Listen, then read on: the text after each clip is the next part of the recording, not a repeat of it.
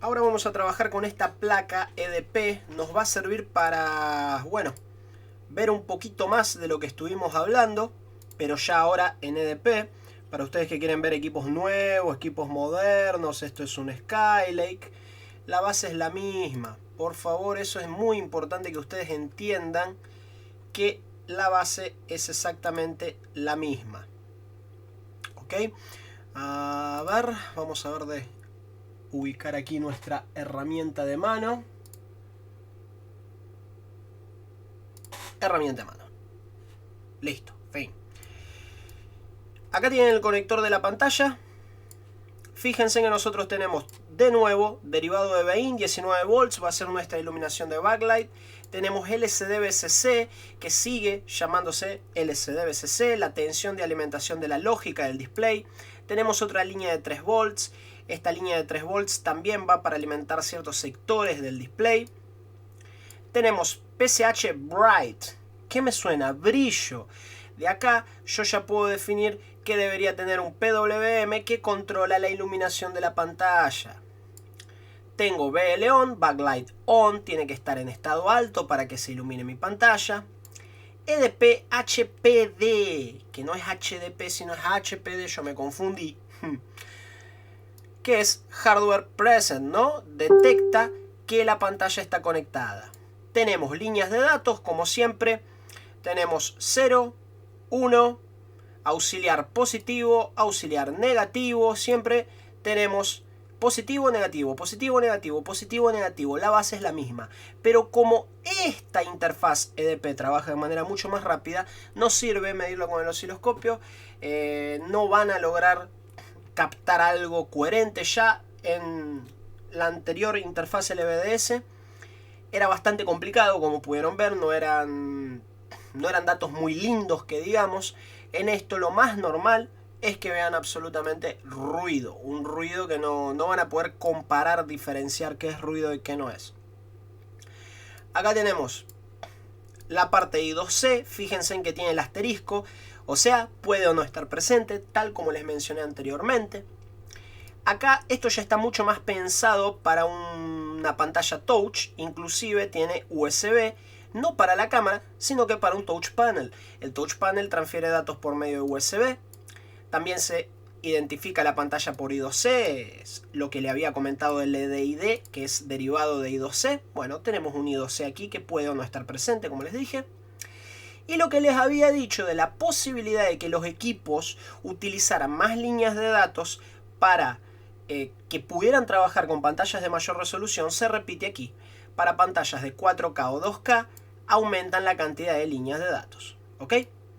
Este proyecto específicamente utiliza también un Board ID, que no necesariamente lo van a ver en otros proyectos, en otros casos. Esto es algo bastante puntual porque identifica el equipo como una placa que va a trabajar con touch o no. Bien. La base, como les dije, es la misma. La base es la misma.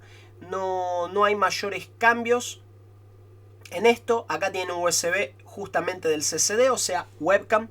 No van a haber mayores cambios, sino que aquí lo que tenemos que aprender es a ver las líneas de datos, principalmente, que son los que no vamos a poder medir con el osciloscopio de ninguna forma. Al menos en las pruebas que he realizado no he obtenido suceso midiendo estas líneas de datos, son de muy alta velocidad. Entonces vamos a aprender a ver estas líneas de datos. Recuerden, tenemos capacitores en serie. Estos capacitores en serie van a trabajar como filtro.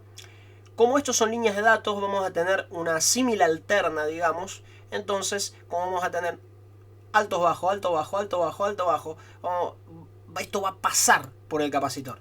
El capacitor no va a actuar como si fuera una corriente continua, sino que va a actuar como si fuera una corriente alterna. Vamos a cerrar aquí para empezar a medir la placa. Esta placa es una Quanta Z8. Ese es el diagrama que ustedes estuvieron viendo. Para quien quiera pegarle un vistazo al diagrama, quien quiera corroborar. Quanta Z8B corta. Bien. Acá tengo el conector del display. Y fíjense, ya tengo bastante zoom puesto aquí para que ustedes vean bien las mediciones que vamos a hacer. Acá ustedes tienen justamente los capacitores en serie. Fíjense que tengo 2 líneas, 2 capacitores, 2 líneas, 2 capacitores, 2 líneas, 2 capacitores. Acá tengo 2 líneas y puentes, ¿ok? También puede ser. 2 líneas, 2 capacitores. Siempre que vean esto, saben que son las líneas de datos. ¿Cómo voy a medirlas? Voy a poner mi multímetro en escala de diodo. Bien. Vamos a ubicarlo ahí. Creo que ahí se puede ver bastante bien. Vamos a acomodar un poquito más esto para que vean mayor detalle del multímetro.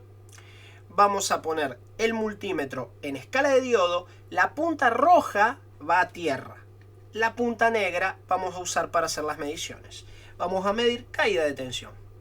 Si medimos de este lado, obviamente no tenemos nada. Acá está haciendo bip porque estoy tocando la chapa, la tierra. Mido de este lado, no tengo nada porque no tengo pantalla conectada. Mido de este lado, no tengo nada porque no tengo pantalla conectada. Pero si mido del otro, 303. El capacitor de al lado me tiene que marcar lo mismo o algo próximo, 303. Si mido este otro capacitor, nada. Mido este otro capacitor, nada. Pero si mido del lado de allá, porque del lado de allá, ¿qué tengo yo? Estoy midiendo la salida del PCH. Estoy midiendo la salida de mi CPU en este caso, ¿no? Que es el que me está enviando los datos de la imagen a la pantalla. 305. De este otro lado, 305. Mido aquí, nada. Mido aquí, nada. Mido de este lado, 303. Y mido aquí. Se apagó. Vamos a encenderlo nuevamente. 304. Mido aquí, nada. Mido aquí, nada. Mido aquí, 302. Mido aquí, 303. Bien. La diferencia que ustedes pueden encontrar entre estos valores va a ser baja, ¿ok? No necesariamente va a ser 1 milivolt, porque acá estamos midiendo caída de tensión, recuerden. Quizás aquí yo podría tener 303 y aquí yo podría medir y encontrar, de este lado. Aquí yo podría tener 303 y acá podría tener 308. 310, 315. El valor puede variar un poco, pero van a ver, y les aseguro que van a ver, varios casos donde estos valores cambian bruscamente. Cambian de manera que aquí tenemos 303 y acá tenemos un corto. Acá tenemos 303 y acá tenemos 700. Acá tenemos 50.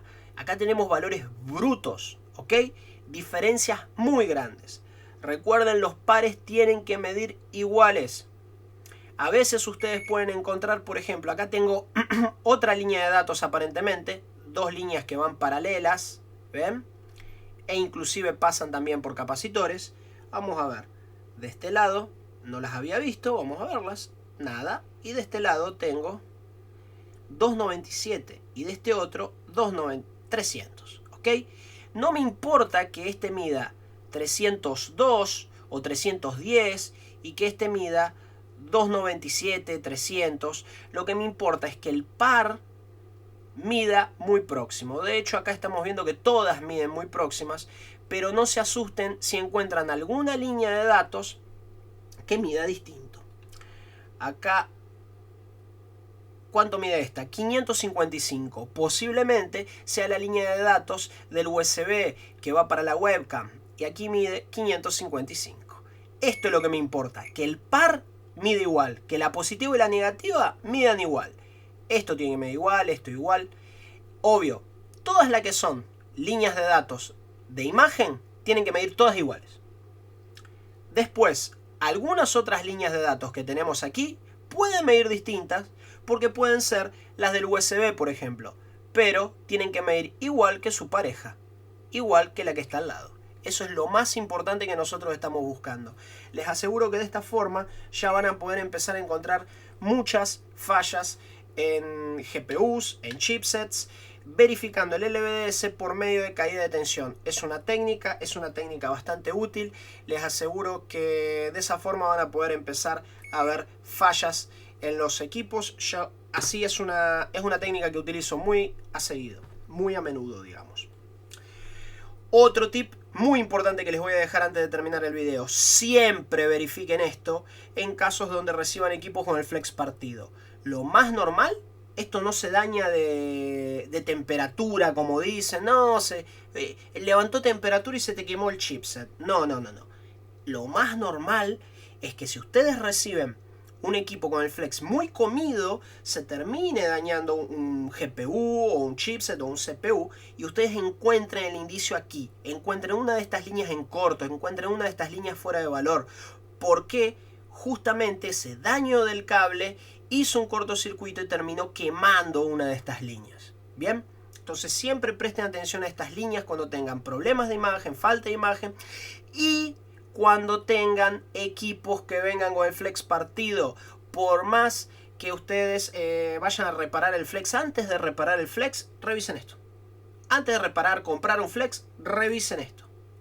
En equipos que no tienen estos capacitores, no hay problema, solo tienen que buscar las líneas que estuvimos midiendo anteriormente en el ejemplo anterior, ¿no? En la pantalla de 40 pines, pero en equipos más nuevos es normal encontrar estos capacitores y van a medir de esta forma, siempre midiendo los pares, ¿ok? LVDS siempre medimos los pares y eso vamos a seguir viéndolo en otros casos, ejemplos, hay varios videos sobre eso. Seguimos.